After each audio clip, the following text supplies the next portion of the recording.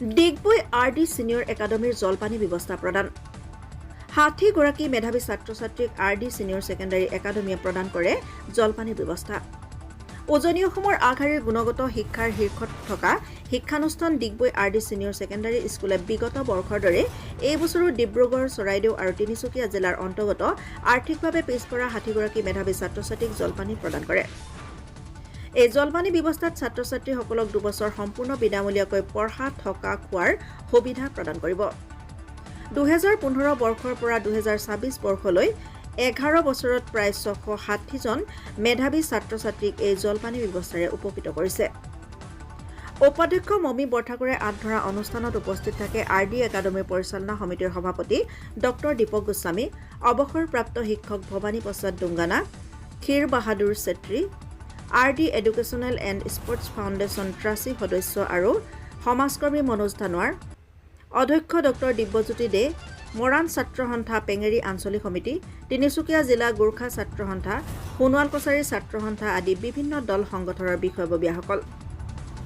ডিগবৈৰ সংবাদ কৰ্মীসকল শিক্ষক শিক্ষয়িত্ৰী কৰ্মকৰ্তা ছাত্ৰ-ছাত্ৰী আৰু অভিভাৱকসকল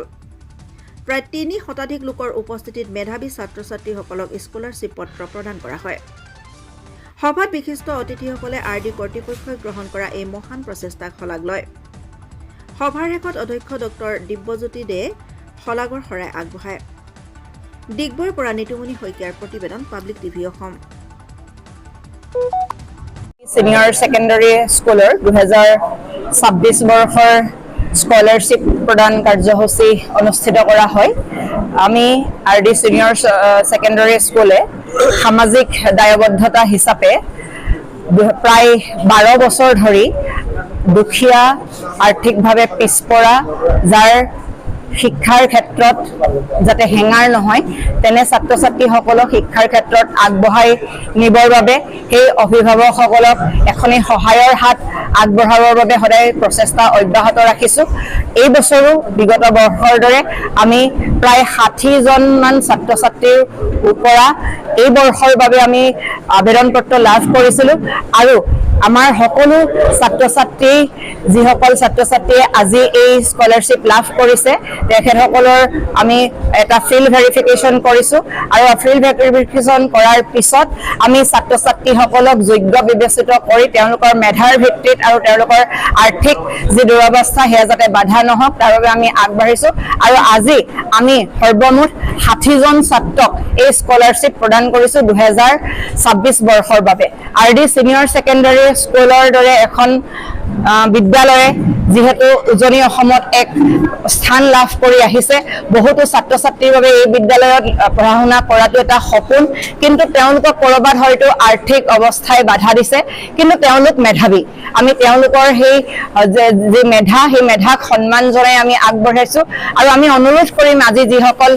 ছাত্ৰ-ছাত্ৰীয়ে আজি স্কলাৰশ্বিপ লাভ কৰিছে তেওঁলোকক প্ৰথমেই মই অভিনন্দন জ্ঞাপন কৰিছো RD পৰিয়াললৈ তেওঁলোকক স্বাগতম জনাইছো আৰু আমাক এই ছাত্ৰ-ছাত্ৰীসকলক বিচাৰি উলিওৱা নিৰ্বাচিত কৰা যিসকলে সহায় কৰিছে সামাজিকভাৱে সচেতন ব্যক্তি আমাৰ সংবাদ মাধ্যমৰ বন্ধু আমাৰ যিসকল ছাত্ৰ সংগঠন আছে তেওঁলোককো মই এই আপোনালোকৰ জৰিয়তে সংবাদ মাধ্যমৰ জৰিয়তে মই ধন্যবাদ জ্ঞাপন কৰিছো আৰু আশা ৰাখিছো আগন্তুক 2টা বৰ্ষত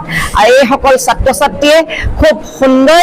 ৰিজাল্ট প্ৰদৰ্শন কৰি সমাজৰ বাবে একোটা মানৱ সম্পদ হৈ গঢ়ি উঠিব আৰু আমাৰ সমাজখনক আগবঢ়াই নিয়াত সহায় কৰিব আমি আশা কৰো RD Senior Secondary School এই ছাত্ৰ-ছাত্ৰীসকলক প্ৰত্যেক মুহূৰ্তত সহায়ৰ হাত আগবঢ়াই যাব আৰু অনাগত ভৱিষ্যততো যাতে আৰ্থিক সমস্যা কাৰো বাবে শিক্ষাৰ ক্ষেত্ৰত বাধা নহয় আমি প্ৰত্যেক